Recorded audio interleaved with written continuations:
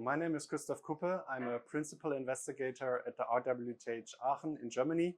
And in my lab, we are focusing on analyzing human tissues and trying to unlock disease insights into kidney and heart disease.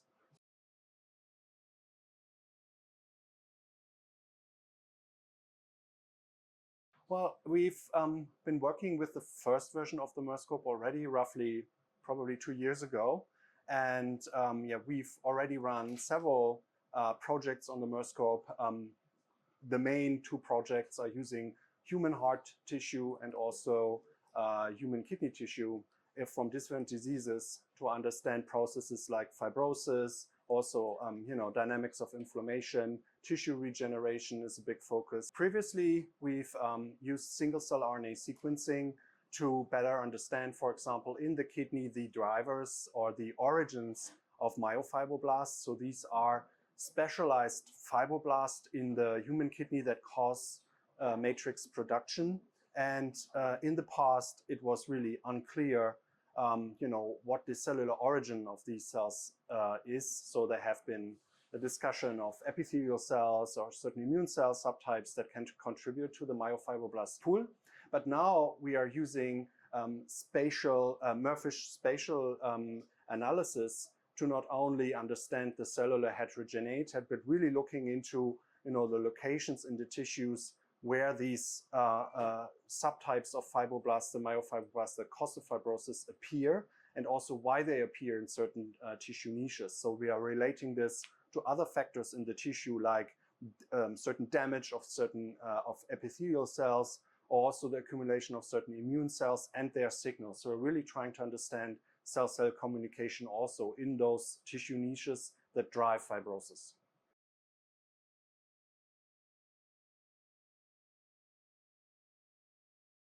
One of the advantages, I think, is the flexibility in the panels. Also having the option to every panel that it's fully customizable. I think that's really, really nice. So far, our proteins that we have added as in the auxiliary channels, they've worked really nicely without a lot of optimization. So for us, if an antibody that we've previously tested with different protocols to work on FFPE has also worked in the Murphish protocol, so that's also something really nice. And it's just beautiful data that comes out of the machine. So I would like also to take the opportunity to thank the Vizgen team, of course, because the amount of support that we've gotten and also the interaction with any of the Vizgen team members has been really a great experience. And of course, there's maybe something that customers usually don't always mirror back, but I want to take this opportunity to thank everyone in the Vizgen team, and I hope that I hope to expand our collaboration with the team and also keep the spirit. And yes, I'm really looking forward to the bright future now with the MERSCOPE Ultra.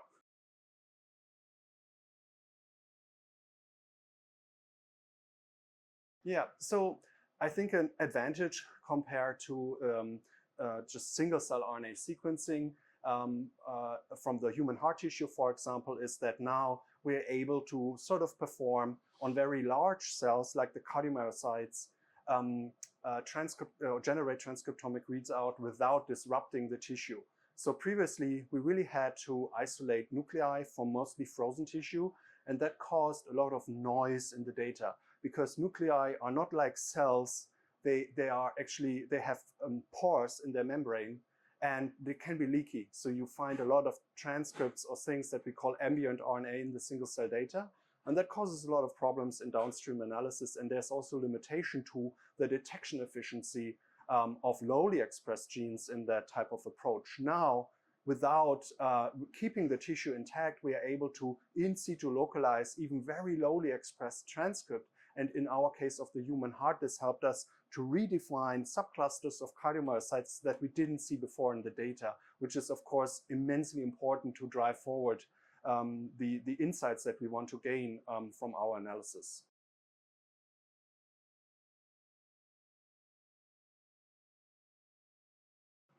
Well, I think there are multiple ones.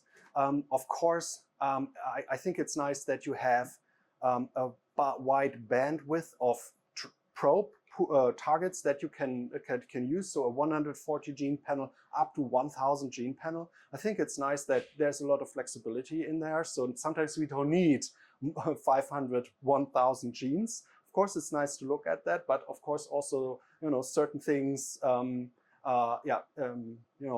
they might not necessarily be needed.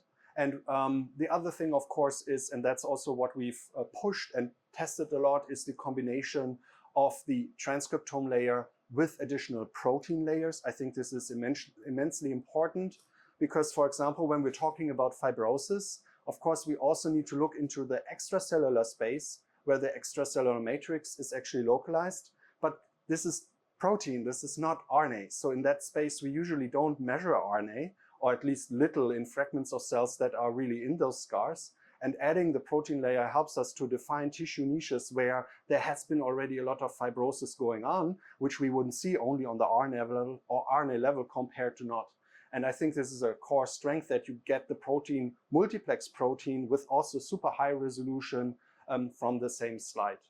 Another thing, and that's why I'm really happy to switch to Ultra, is of course that now we have a way larger view, so we can actually now analyze, for example, cancer tissues, where you usually have quite a large area that you want to analyze, and we can put that on one slide. And I think that's also really, really nice.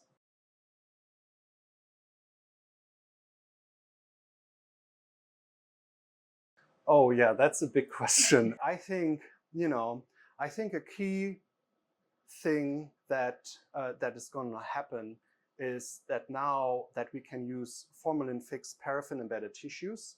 So that's the tissue type from patients used in routine diagnostics that is actually abundantly available. And this tissue type now can be actually analyzed with spatial, high-resolution spatial multi-omics with the MERSCOPE. And the nice thing is that we are able to build larger cohorts, of course, also with the measuring throughput of the MERSCOPE Ultra, right? This allows us to address larger cohorts and gain more disease insights. And the things, I think, in terms of, analyzing, better understanding patients' response to therapy, development of fibrosis in several disease contexts, but also, of course, particularly in cancer, these spatial analysis can, I think, identify novel, for example, companion diagnostic markers that can help us to better specify which treatment is best suited for which patient, really unlocking, the precision medicine dream that we've all been, dreaming about actually for decades now.